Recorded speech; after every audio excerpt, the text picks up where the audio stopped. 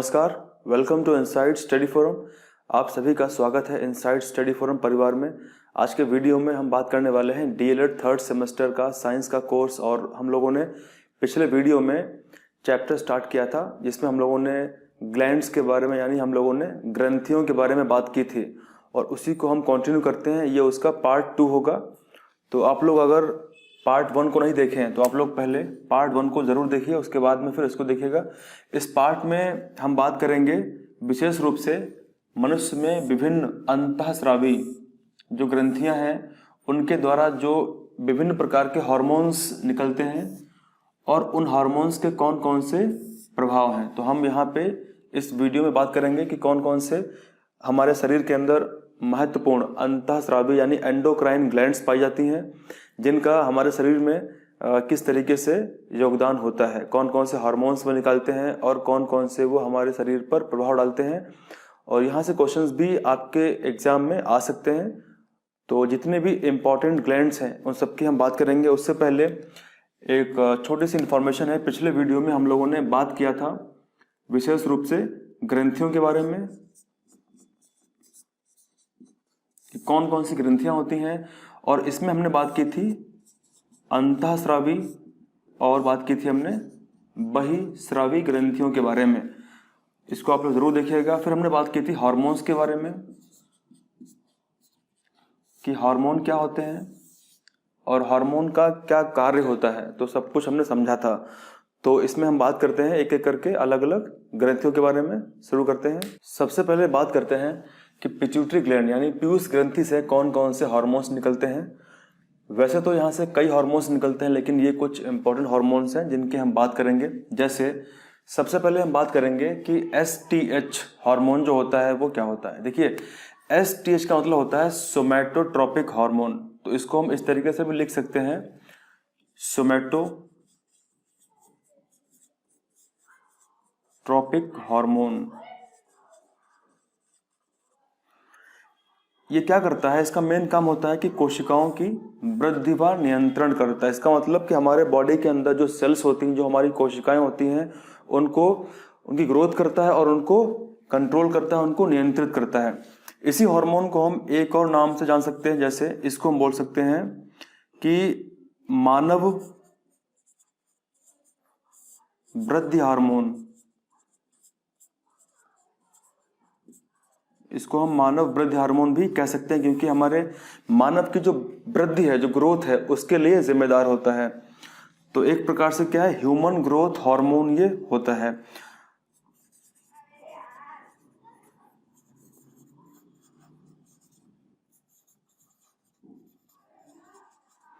तो human growth hormone इसका मतलब क्या है, तो छोटे से हमारा विकास होते होते हम बड़े हो गए।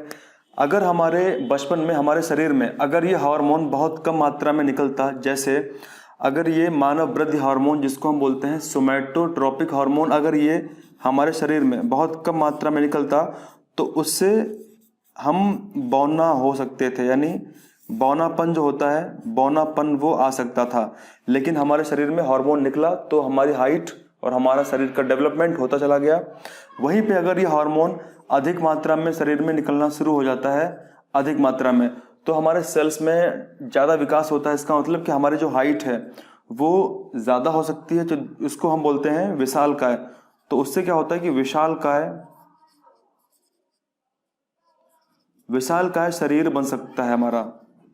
तो ऐसे बहुत से लोग हैं जिनके पिट्यूटरी ग्रंथि में, जिनकी पीयूष ग्रंथि में कोई ट्यूमर टाइप का उत्पन्न हो जाता है। तो वो क्या करता है, उस वजह से उनकी हाइट लगातार बढ़ती रहती है, तो उनका बॉडी का विकास लगातार बढ़ता रहता है। तो ऐसे भी कई लोग हैं वर्ल्ड के अंदर।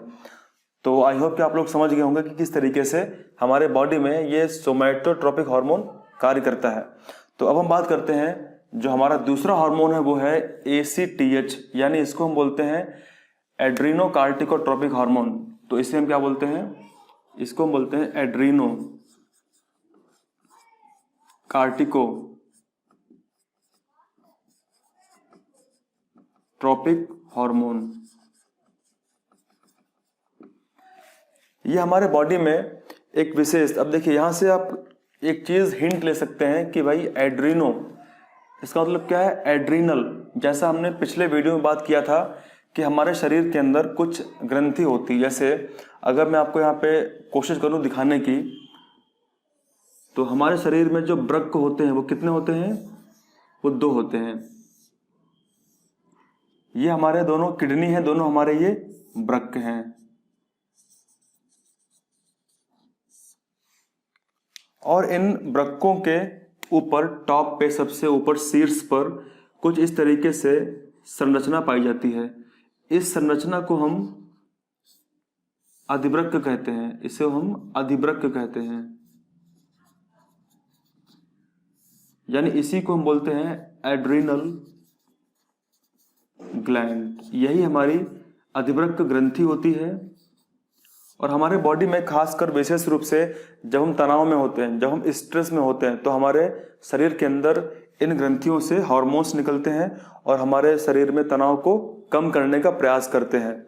तो वहीं पे आप देखिए कि यहाँ पे क्या लिखा हुआ है? एड्रीनल लिखा हुआ है, और यहाँ पे क्या लिखा हुआ है? एड्रीनो लिखा हुआ है। इसका मतलब क्या है कि ये बिल्कुल सेम है। इसका मतलब कि ये हार्मोन जो पीयूष ग्रंथि से निकलता है, ये हमारे शरीर के अंदर हमारे एड्रिनल ग्लैंड को स्टिमुलेट करता है, उसको उद्दीपित करता है। अगर मैं इसके बारे में आपको थोड़ा विस्तार से बताऊं, तो ये जो आप देख रहे हैं अधिवृक्क, इसको अगर मैं थोड़ा बड़ा करूं तो कुछ ये इस तरीके से आप इसको देख पाएंगे। पहली बात तो इसका आकार कैसा होता है? ये थोड़ा सा ट्रायंगुलर, थोड़ा त्रिकोणीय आकार के अधिवृक्क ग्रंथियां होती हैं और इसके 2 भाग होते हैं। जैसा एक आप लोग पहला देख रहे होंगे कि जो आप ये भाग देख रहे हैं, ये इसका कॉर्टेक्स होता है, इसको हम बोलते हैं कॉर्टेक्स।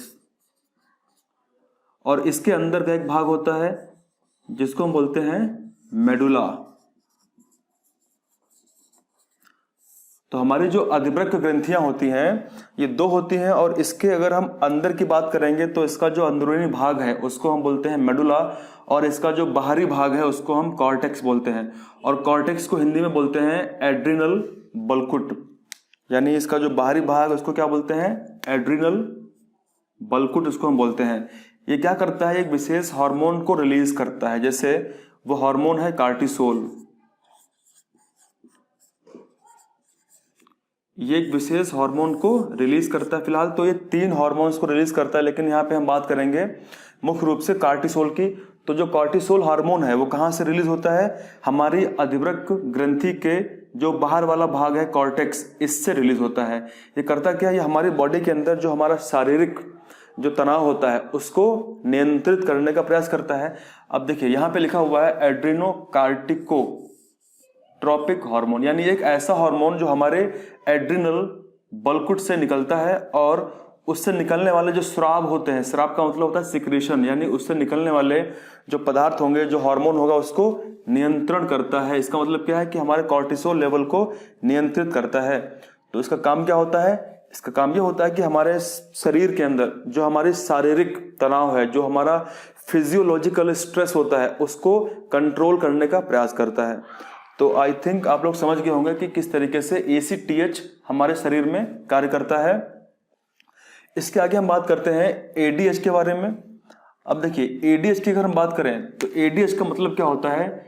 A मतलब होता है एंटी, और D मतलब होता है डाई यूरेटिक, और H का मतलब हार्मोन होता है।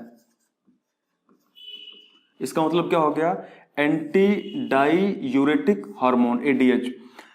अब हमारे बॉडी के अंदर जो हमारा जल का लेवल होता है, हमारी बॉडी में जो वाटर का जो स्तर होता है, देखिए हमारे बॉडी के अंदर जो किडनी होती हैं उनका काम क्या होता है?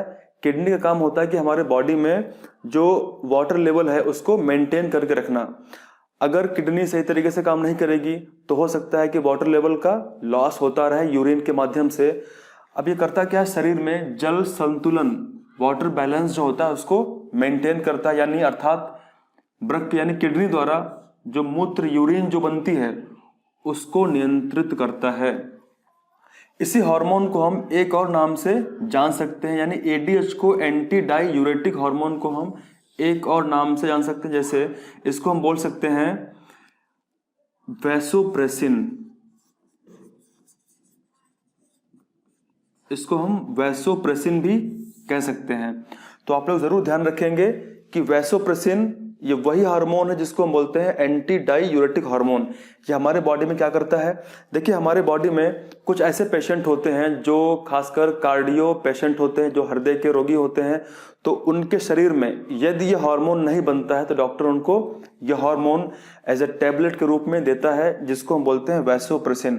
तो उससे होता क्या है, हमारे हार्ट में जो हमारा जो धमनी होती है, जो हमारी आर्टरीज होती हैं, धमनियाँ, उनका व्यास थोड़ा सा बढ़ जाता है कि इससे रक्त के फ्लो होने की जो रेट है वो बराबर मेंटेन रहती है। दूसरा क्या होता है कि हमारी जो किडनी है, हमारे शरीर के अंदर जो हमारा रक्त है वो कौन फिल्टर करता है, वो किडनी फिल्टर करती है। और किडनी के भीतर ऐसी कौन सी स्ट्रक्चर होता है जो फिल्टर करता है, तो उसको हम बोलते हैं नेफ्रॉन। क्या बोलते हैं, नेफ्रॉन बोलते हैं।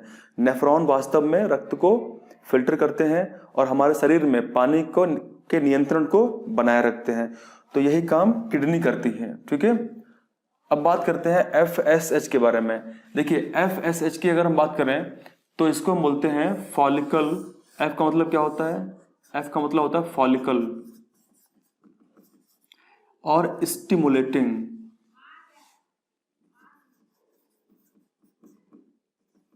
फॉलिकल स्टिमुलेटिंग हार्मोन इसको हम बोलते हैं। क्या बोलते हैं इसको हम, फॉलिकल स्टिमुलेटिंग हार्मोन। और फॉलिकल हमारे बॉडी में खासकर कहाँ पे होती हैं, जो फीमेल्स होती हैं, स्त्री होती है, महिलाएं होती हैं, उनके ओवरी में, उनके अंडाशय में ये विशेष कोशिकाएं होती हैं, उनको हम बोलते हैं फॉलिकल। अब ये ऐसा हार्मोन होता है कि ये उन कोशिकाओं को क्या करता है, उत्तेजित करता है, यानी स्टिमुलेट करता है। इसीलिए बोलते हैं इसको हम फॉलिकल स्टिमुलेटिंग हार्मोन, यानी फॉलिकल उत्तेजित हार्मोन इसको हम कहते हैं। क्या करता है, अगर ये हम नर की बात करेंगे तो जो मेल होते हैं नर के वृषण यानी टेस्टीज, इसको हम टेस्टीज बोलते हैं। वृषण में शुक्राणु जनन तथा अगर मादा की बात करें तो फीमेल में अंडाशय में फॉलिकल की वृद्धि का नियंत्रण करती है। इसका मतलब देखिए, अगर ये hormone FSH follicle stimulating hormone अगर ये मेल की बॉडी में कोई नर के शरीर के अंदर अगर कम होगा तो दिक्कत क्या होगी, उसके जो शुक्राणु हैं, जो स्पर्म है, स्पर्म जो बनता है उसकी जो दर है वो धीमी हो सकती है। और अगर ये बिल्कुल नहीं हमारे शरीर में होगा तो शुक्राणु बिल्कुल नहीं बनेंगे, तो इस तरीके से व्यक्ति नपुंसक भी हो सकता है। दूसरा यानी इसकी हार्मोन की मात्रा हमारे बॉडी में होना अत्यंत आवश्यक है, बहुत जरूरी है। दूसरा, अगर ये फीमेल की बॉडी में नहीं होगा तो जो ओवरीज होते हैं वो जो अंडा रिलीज करते हैं, यानी जो अंडाशय होते हैं जो अंडे को रिलीज करते हैं, उनमें समस्या आ सकती है। और यदि इनका स्तर, अगर इस हार्मोन का स्तर हमारे शरीर से ज्यादा हो गया, ज्यादा बढ़ गया या कम हो गया, तो दोनों ही घातक होती हैं। इसीलिए जो खासकर गर्भवती महिलाएं होती हैं, जो प्रेग्नेंट विमेंस होती हैं, तो उनकी बॉडी में ये स्तर डिसबैलेंस होता रहता है। दूसरा बात करते हैं, अगला हमारा है ल्यूटिनाइजिंग हार्मोन, यानी इसको बोलते हैं LH। इसका मतलब क्या होता है, ल्यूटिनाइजिंग हार्मोन।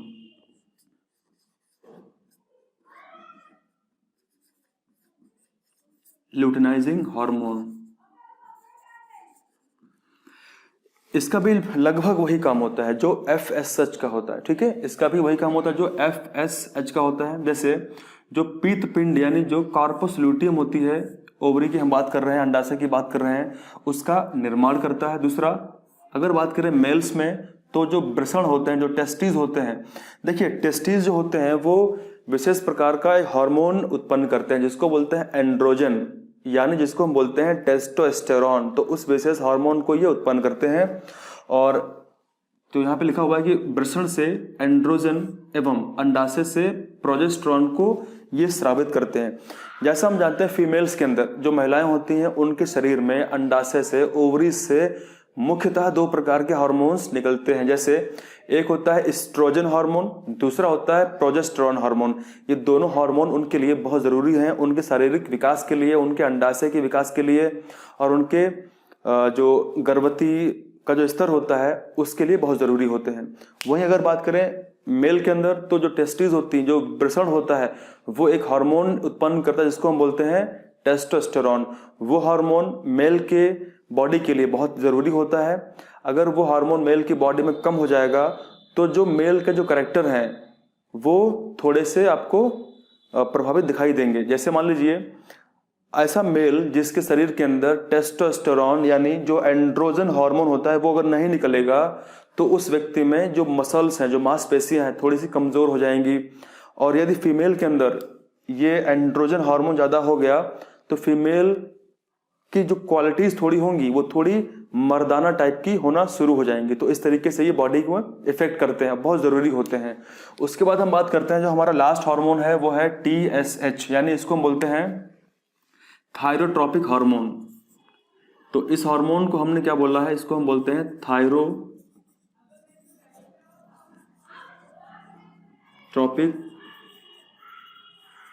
हार्मोन। अब देखिए थायरोट्रॉपिक हार्मोन हो, इसका मतलब क्या है कि हमारे गले में, जैसे मान लीजिए अगर मैं आपको थोड़ा समझाने का प्रयास करूं, हमारा जो गला होता है उस गले में एक विशेष प्रकार की ग्रंथि होती है, कुछ इस तरीके से एक विशेष प्रकार की महत्वपूर्ण ग्रंथि होती है जिसको बोलते हैं थायराइड। क्या इसको बोलते हैं? इसको बोलते हैं थायराइड। थायराइड ग्रंथि बोलते हैं इसको हम। यह हमारे शरीर में, हमारे गर्दन के पास, गले में यहाँ पे होती है। अगर इसका आकार बढ़ जाता है तो घेंघा रोग हो जाता है। ये क्या करता है, जो TSH हार्मोन है ये थायराइड ग्रंथि से जो थायरॉक्सिन हार्मोन निकलता है, यहाँ पे क्या लिखा हुआ है, थायराइड ग्रंथि के स्राव का नियंत्रण करता है। इसका मतलब जो थायराइड ग्रंथि है ये एक विशेष प्रकार के हार्मोन को उत्पन्न करती है जिसको बोलते हैं थायरॉक्सिन, और वो हमारे लिए, हमारे वृद्धि के लिए जरूरी होता है, हमारे बॉडी की ग्रोथ के लिए जरूरी होता है।